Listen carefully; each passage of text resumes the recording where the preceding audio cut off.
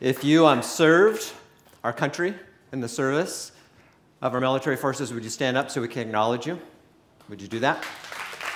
Thank you. All right. I know you don't like to do that, but we like to acknowledge you. Memorial Day's tomorrow, in case you didn't know. I was thinking back through the heritage that I have on Memorial Day, and it's really not that big a one. We would put a flag out if we remembered. Unfortunately, that's my heritage. My wife, on the other hand, Tina, her family has a wonderful, wonderful Memorial Day heritage. I've been reminded of that as you go to some of the stores like Trader Joe's and Sprouts. They have peonies. You know what peonies are? There's these little bundles of flowers. It's actually a big bundle that just explodes into this beautiful flower. They sell them for 4 stems for $10 right now. Tina's family, her grandmother had a beautiful peony bush on either side of her step. Tina was just telling me about this yesterday. Her mom had them laying in her driveway. So on Memorial Day, what they would do, they didn't have to pay no $10 for 4 stems. They had unlimited stems, and they would cut those peony stems, and they would go and visit the local cemeteries, and they would visit the grave sites of people that were related to them, family members that had died and family members that had served. Some of those grave sites Tina knew a little bit, only on Memorial Day. There was one, though, that she knew really well. It was the gravesite of her grandfather. Because you see, Tina's grandmother, she got one of those flags. Tina's grandfather died over Germany in World War II. He was one flight away from moving from the co-pilot's seat to the pilot's seat. And their plane was shot down. And only one crew member survived. And later on, he wrote a book about it that we just actually received a couple of years ago. It was a great blessing. We didn't know that Tina's grandfather was buried 3 times. When their plane went down, a German farmer took it upon himself to bury him and his crewmates in the German countryside. And then the military people came and exhumed the bodies, including Tina's grandfather, and then buried them in a temporary situation that's somewhere in Europe until he was exhumed one more time, his body shipped over, and he was placed in a cemetery in Tina's hometown, the town that Tina was born in, the town that Tina's dad was born in, just miles from the town that Tina's mom was born in, just miles from the town that Tina's grandparents on both sides were born in, and her great-grandparents were born. What a cool heritage. I have none of that. None of the Memorial Day thing. My relatives are in Nebraska, and I don't remember exactly even where they're buried. We didn't do this Memorial Day thing that Tina was able to do. Isn't that a cool heritage? Several generations just right there. The other thing about that heritage, though, for my wife, is that part of her heritage was decided on that day, that fateful day over Germany, when her grandfather was killed. Here's a picture from the newspaper from Tina's hometown, September 1st, 1946. That's Tina's grandma, the World War II widow that never remarried. She died an unmarried widow. That little boy is Tina's dad, 17 months old, receiving the Purple Heart for his father, who was killed over Germany. Tina's dad never had another dad. It set some things in place for the heritage for Tina's dad, who was an only child, who got married and had another only child, who still lives in the same town that was pinned on him when he was 17 and a half years old. All those things have kind of rippled into Tina's life. That's part of her heritage.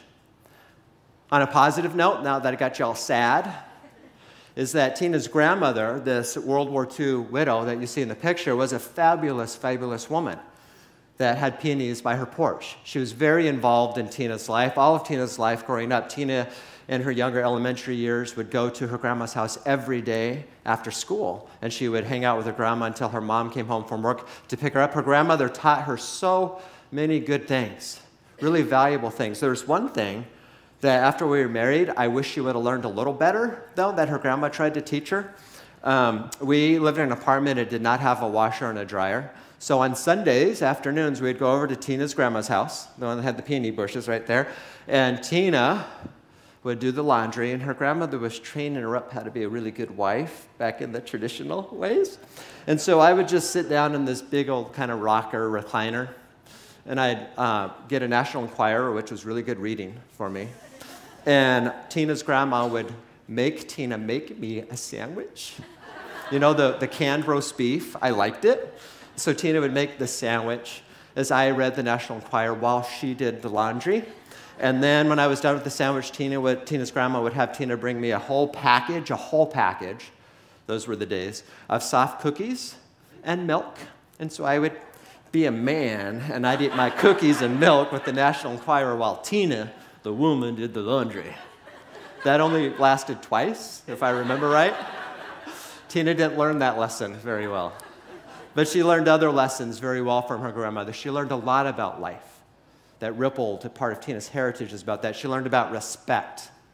She learned about love because she was loved so deeply by her grandmother. She learned about obedience regardless of whether she wanted to. She knew that she needed to obey her parents because her grandmother taught her that. Tina even learned about Jesus from her grandmother. That is a wonderful heritage. So the question that I want to start to ask you is that heritage that Tina has, or is that legacy?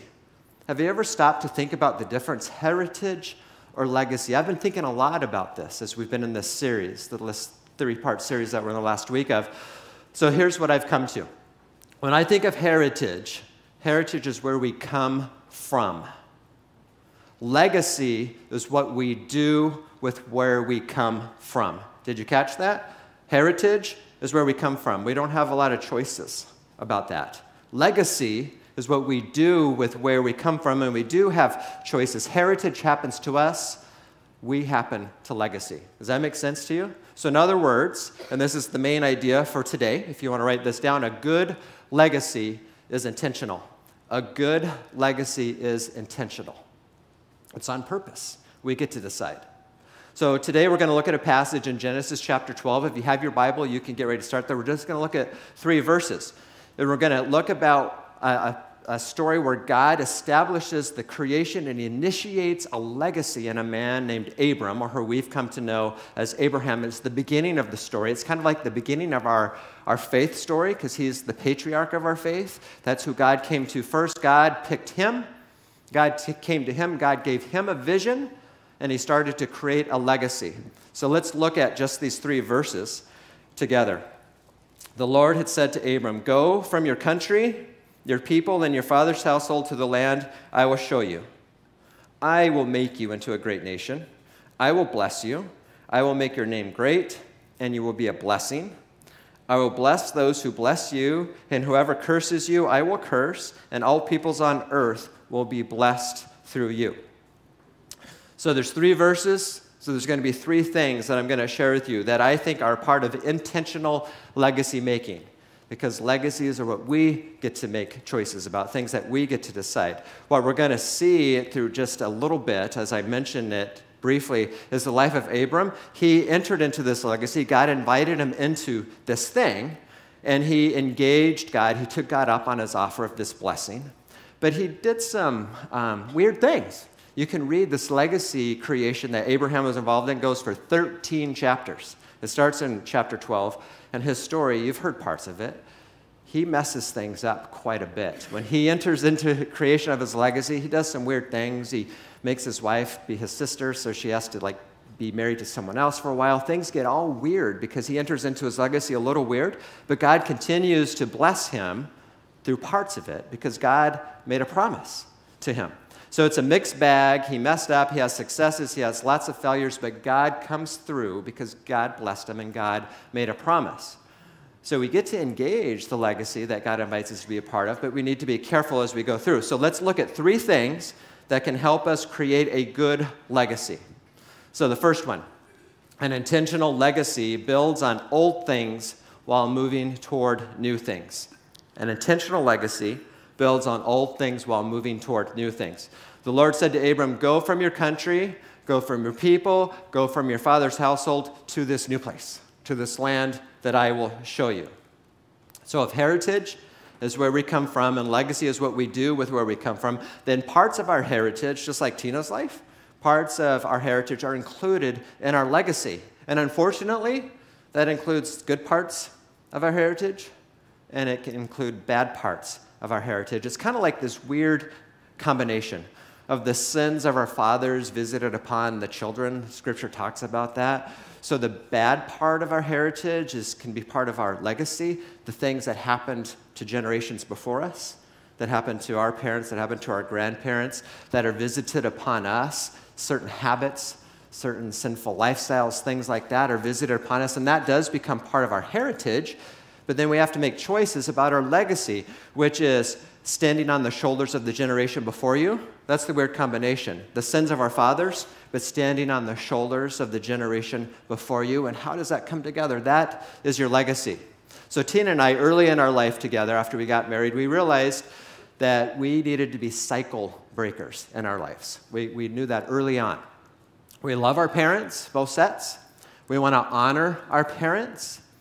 But the heritage that was handed to our parents, that was handed to their parents, that was handed to their parents, had some stuff in it that wasn't very good relationally, that wasn't very good spiritually, and we don't think it was just Tina's parents.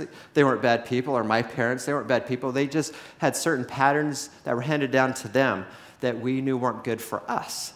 It's not what God wanted us to do. So we decided that rather than being victims of our heritage, that we would create a different legacy. You understanding the difference? Rather than being victims about what was handed to us, we would take what was handed to us and do something different with it. So we would cling to the good things, like some of the things I told you about from Tina's grandma, and we would focus on those and enlarge those in our lives. And we'd think about some of those spiritual things that were off and weird, and some of those relational things that were off and weird, and we would minimize those things, make them smaller, and make the good things bigger, and create what God wanted for us to be a part of in our legacy.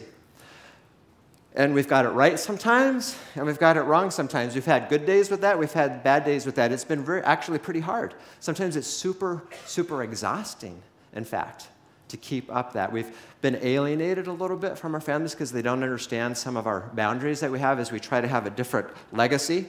A simple one is our relationship with Jesus Christ and how much we love the church, that is the biggest priority in our lives. The other day I was talking to Tina about this cycle breaking thing that we know that we decided together that we were going to be a part of. And we discussed, I said, here's this new perspective I've been thinking about. Have you ever thought about it this way? I said, have you ever thought of us being cycle breakers as actually a wonderful way to carry forward our parents' heritage in a positive way, rather than carrying forward their heritage in a negative way? So actually we're honoring our parents. Sometimes when we think about being cycle breakers, we can think like we're turning our backs on our parents and on our grandparents. And that's not what we're doing. We're actually taking the good things and letting God enlarge those in our lives. And that's what we've been focusing on. It's kind of like in algebra. One of the only things I remember about algebra, when you multiply two negatives, you get a positive. Do you remember that? It's true. That's the only thing I remember. Two negatives, Tina's negative experience, my negative experience, we've come together, given them to God, and let God make something positive out of it. That is our legacy that we are initiating and trying to be responsible for. So we're interrupting a cycle while we're honoring our heritage and are creating a new legacy at the same time. So having a great legacy sometimes means that we have to be a change agent, that we have to be cycle breakers, that we have to grab onto good and godly aspects of our heritage, letting go of unhealthy, hurtful, sinful sins of our fathers' things, and stand proudly on the shoulders of the generation before us. You know, it's not that easy thing for us to do. We have to focus all the time on it, and it exhausts us. I have a story that I want to tell you about that just happened this last weekend. It's kind of a rubber meets the road story in our life about the difference between heritage and legacy. It just happened last weekend. So there's two parts to the story. So I have a couple of nephews and a niece. My two nephews, we started this tradition a couple of years ago, and one nephew is 8 and the other's 5. Every time I see them, we go out to coffee together. They don't drink coffee. One time they did because I misunderstood my sister's instructions, and they gave a 5-year-old coffee. I got the sister-brother look on that one. Thought I was doing a good thing. Never too young to drink coffee. It's one of God's greatest creations. But anyway, So every time we get together, they know that they get to go to coffee with Uncle Carlisle. Just me. I take them. It started with the older one, and now the second nephew goes as well, and eventually probably their sister will come as well. So last weekend, we got to go to my niece's wedding, a different niece that is marrying age, not one that can't drink coffee yet. And they knew that when we get together, last time we didn't get to go to coffee because my dad was in the hospital, and so it was too busy. So I was behind by one. And so the day of the wedding, the younger nephew saw me at the wedding and said at the beginning, he said, "We thought you were going to come and take us to coffee this morning." And I didn't even remember saying that I would. He just in his head, he had created this thing that we were going to do. And so I said, "We'll do it tomorrow morning." And I looked at my sister to get that quick permission that I just didn't ask for.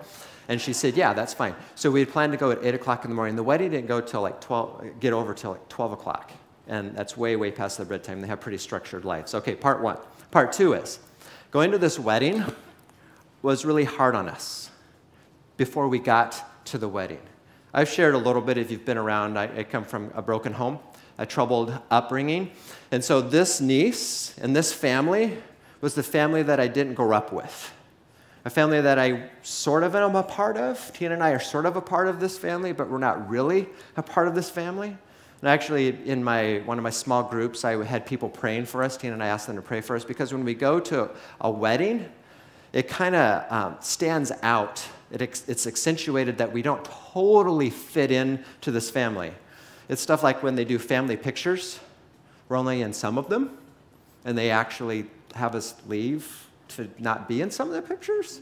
And it just stings us a little bit that we are a part of the family, but we're not a part of the family. It brings up this stuff that always seems to happen with this family that I want to be a part of that I wasn't raised with. And so we actually had contemplated not going to the wedding. Isn't that something? We had contemplated not going to this wedding because of our heritage of brokenness. The legacy, on the other hand, is that we went to the wedding. We loved the wedding. We got to see our grown niece so in love with a godly man that is so in love with her. And just for the record, they never asked us to leave when it came time for the pictures. We were included in the pictures. So what we were afraid of, that hurt that we were trying to protect ourselves from, wasn't even there. And then I got to spend time with my nephews. That morning, my older nephew woke up at 4 a.m. on his own and was reading a book, which is kind of what he does anyway, because he didn't want to oversleep, because he wanted to have coffee with me, because that's our tradition. The younger nephew, when they did wake him up, who was really the one that they didn't think would come together, the first thing he said when he woke up was, "Did I sleep past coffee time?" So we got up and we got to have coffee together. If I would have skipped out because I was overtaken by our heritage, the brokenness, I wouldn't have been able to be a part of the legacy of watching my niece commit herself to a man before God and to be with my nephew. So our heritage for Tina and I is a broken family with complicated relationships and hurt feelings and a tendency toward isolating ourselves to protect ourselves, heritage. But our legacy contributes unbrokenness to the brokenness because of what Jesus is pouring into our life. Does that make sense? That's a rubber meets the road thing for us. Heritage versus legacy. We chose legacy instead of heritage and what has been handed to us. Hopefully that makes sense to you. You can think about that as you go in your life. That example will come up as we continue on. So next one, an intentional legacy is bigger than your circumstances. It's bigger than your circumstances. I will make you into a great nation. I will bless you. I will make your name great, and you will be a blessing. So as I've contemplated legacy in the last few weeks, if we've been doing this series, I've become totally convinced that legacy is a whole lot more than your circumstances. Legacy is what I get to decide. Legacy is what you get to decide. It's what you make of your circumstances, not what your circumstances make of you. That's what legacy is. Legacy is active. Heritage is passive. Heritage is handed to you. Legacy is something that you get to create. So if you have a legacy, if you're making a decision to make a certain mark and leave a certain thing behind, then your circumstances shouldn't hijack your legacy. Circumstances are temporary. Legacy outlasts your circumstances. There's been many times in my life, like the wedding, where my circumstances seemed too big to get past. That the legacy that God's given us to show Jesus' love in our family and our situations, sometimes it just feels too big. Honestly, when I think about that family situation, sometimes I just do this. It's exhausting sometimes. It's complicated. It's hard to engage. Sometimes I'm just tempted to give up on that part of my legacy because of the way I want to protect myself. There are times in situations where I have flirted with pursuing other parts of legacy that are more to do with my injuries and more to do with my heritage and more to do with my protecting myself than contributing to what God's asking me to be a part of, like he asked Abraham to be a part of. I've discovered that there's two things present when God is blessing our legacy. There is power, and then there also is peace. Peace and power. So sometimes in the past, I've created these circumstances that really aren't a part of the legacy that I know God has given me. And when I do that, there's like an absence of peace and an absence of power. Before I got to come to Journey and be with all of you, there was this time where I was flirting with my circumstances and thinking, maybe I don't have to be a pastor anymore. Maybe I get to do something else. And I started pursuing some things, but I didn't have peace about those things. And unfortunately, because that was not what God had invited me into, he didn't empower those things. And so it was kind of a grind to try to make those things happen. Versus when this came together for us, when God brought us to Journey, it was something that just came together. There's both peace and both power. Sometimes I let circumstances hijack my legacy like I almost did with the wedding. Not going to that wedding, I did not have peace about that. And then as we go to the wedding, God empowers it, and the whole picture thing, what I was scared of, didn't even happen. So peace and power, when God offers us a legacy to be a part of, he gives us peace and he gives us power. Circumstances should not dictate whether you go forward or not. Circumstances change, your legacy can remain constant. Circumstances should not overrule your legacy because legacy will outlast your circumstances. Third point, an intentional legacy will outlive you. It says, I will bless those who bless you, and whoever curses you, I will curse, and all peoples of the earth will be blessed through you. So I love the story of Tina's grandmother. I love the heritage that Tina has from her family. Some parts of it I don't love because of the negative aspects that she's had to continue to work through. My grandmother experience is very different from Tina's grandmother experience. I didn't get to grow up with my grandmother, my biological grandmother on my father's side. I didn't get to go to her house after school because my grandmother, because of my broken family, was actually villainized. I grew up thinking my grandmother was an evil woman through a variety of things. My family tree was hacked off and burned. I couldn't even bring up my biological father's side of my family. If I did, it was a big price to be paid. So things started to shift when I was in high school because of a weird dysfunctional situation. My grandmother got invited to a family event by my mother. I won't go into why, because my grandmother was not connected to our family, and it wasn't a family event, that was her family, but she got to come. And I got to meet her, and I was 16 years old. And it changed things for me. It completely changed things for me. Because, see, in my family of upbringing, unfortunately, I was pretty confused about two things as I was growing up. I was confused about why I never really fit in, and why I was really just tolerated rather than loved. That's what I grew up with. I just learned to live with that. My grandmother came for one weekend. It was actually 4 days.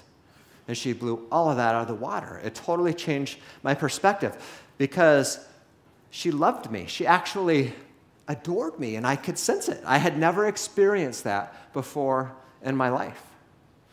It wasn't just because I was her first and oldest grandson that got taken from her, but I found out that she had been questing to try to spend time with me my whole life. She just wasn't allowed to do that. And during the course of that weekend, she loved me so deeply, it blew my mind.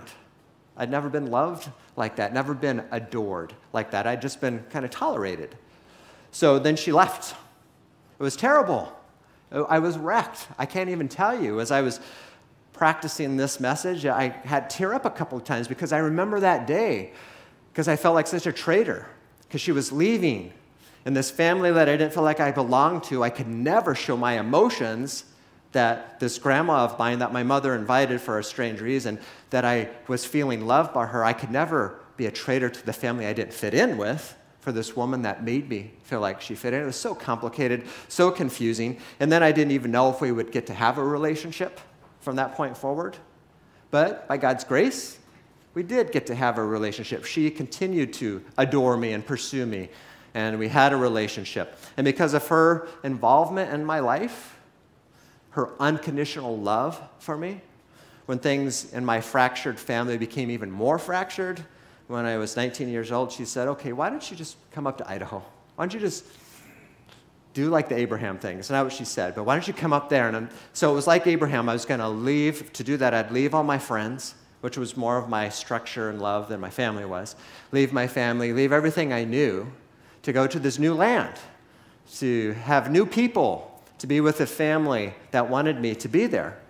And so I hesitated, but I went. And everything changed. And then I got to meet Tina, and then everything changed even more. My grandma loved me through all of that until the day that she died. So my grandma's legacy is similar to Tina's grandma's legacy. She loved me unconditionally. She made me feel a certain way that I want everyone to feel at one point or another. So my grandma was a part of transforming my legacy because of the heritage that she offered me. Does that make sense to you? That heritage is offered to us, but what we do with it, what we grab, the positives, and what we let go of the negatives, is what legacy is. So legacy is what you do with what happens to you. So what will your legacy be? You get to choose it. You actually get to choose it. As we come to Memorial Day and we put flags out, and if you go buy a few peonies and go put it on a graveside, that's all cool, and we should do that. But the memory of you, what will it be? As you think about your legacy and what God's inviting you to be a part of, no matter what your age is, no matter how much of your life is still yet to come, you can decide what your legacy will be. Would you pray with me about that? God, we thank you that you offer a legacy to us. We thank you that as we look into the life of Abraham and see how he entered into it in poor ways, he entered into it in good ways, that you take up the slack for all of those. Thank you that we can sense from you some peace and some power when we're moving forward in our legacy the way that you want us to. And we do thank you for our past. We thank you that our past get to shape us, that we can go to you with those things that have shaped us, and we can make something fresh and new that you want us to make. Help us to not be overcome by circumstances, to let our legacy outlive the situations that we're in. In Jesus' name I pray. Amen.